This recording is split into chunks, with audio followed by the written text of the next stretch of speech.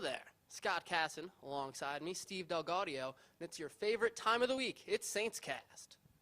Homecoming weekend here at St. Lawrence. Several generations came back to Canton, New York, where they were treated to a couple of hockey games and a football game. So let's jump right into football, Scott. Let's do it. Second play from scrimmage, handoff to Maurice Irby, and he hits the hole and nothing but green in front of him. Reservations for 6. He returns it to the house. 6-0 Saints early on. Second drive for the Saints. Mike Leffelbein back to pass. Finds Mitch Gallagher in the end zone for the touchdown, giving the Saints a 14-0 lead. Later in the game now, Mike Leffelbein decides to take a shot deep, has Vincenzo Ferraro open, and he is able to outrun the defenders for this 75-plus yard touchdown, giving the Saints a 21-0 lead early on RPI.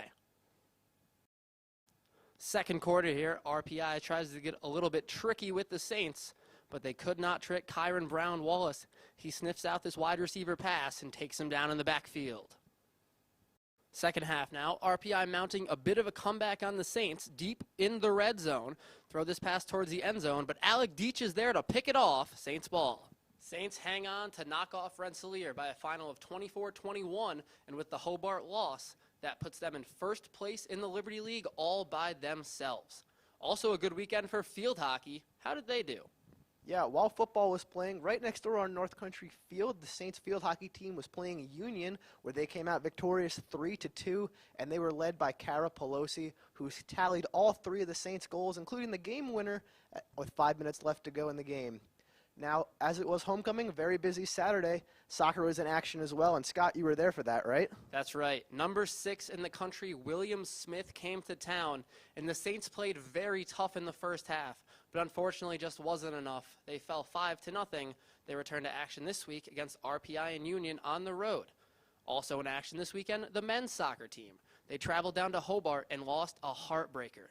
Even though they outshot Hobart, they fell 1-0 on a penalty kick in extra time.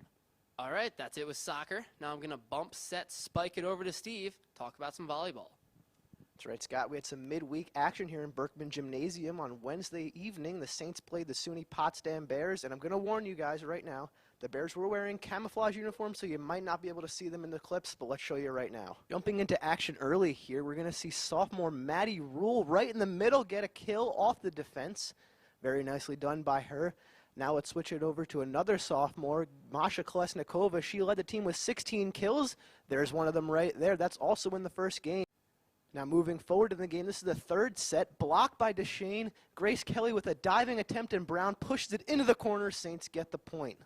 So volleyball wraps things up with Potsdam taking the match 3-1. Now on the weekend, women's hockey was over in Boston College this week. They were playing the Eagles, number 2 in the nation. Unfortunately, the women lost both games Sunday and Monday, no Saturday game. But a bright spot for the Saints, Dominique Krakenita scored her first collegiate goal as a senior, so big congratulations to her. Now the men were also in action. They were back at home at Appleton Arena. Scott with more. That's right, let's take it to the ice, and no, it's not me at lunch puck. We've got some highlights.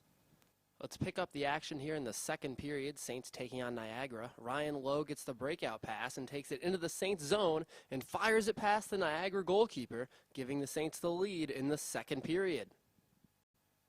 Pick this one up later. Saints battling for the puck along the far boards.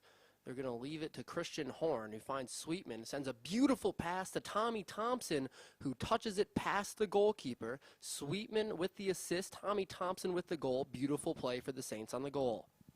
Let's pick up the Saints action against the Tigers. Nolan Glukowski brings it into the zone, plays it off to Tommy Thompson, who finds Eric Sweetman back at the point, who winds up and fires past the Tigers goalie, giving the Saints the lead in this contest. Third period now against the Tigers. Bayreuther finds Hudson on the far side, and Woody Hudson tucks it in the near post. The Saints would finish off the Tigers 5-1.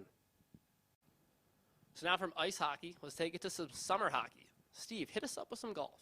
Yeah, both the men and women were in action this weekend for the final time until March. Women were at Williams, where Claire O'Neill led a charge for the Saints, getting a top 20 finish. Saints as a team finished 5th. As for the men, First-year John Loria came in second in the field, shooting 73 and 76 on his 2 rounds, and the Saints won the overall competition by a hefty 14 strokes. So great performance, and we'll look forward to them getting back into action in March.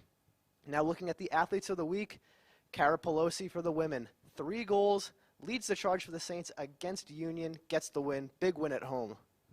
And for the men's athlete of the week, Christian Horn, he had 2 goals and assists this weekend against Niagara and RIT. So congrats to both of them. Steve, this is fun, isn't it? I enjoy shooting this. I mean, it's pretty fun. It's more fun when Christian Horn sounds the horn for the hockey team. Am I right, folks? Yeah? Yeah? We'll work on it. I'm Scott Casson. Alongside me, Steven Delgadio. Don't you go changing, Canton.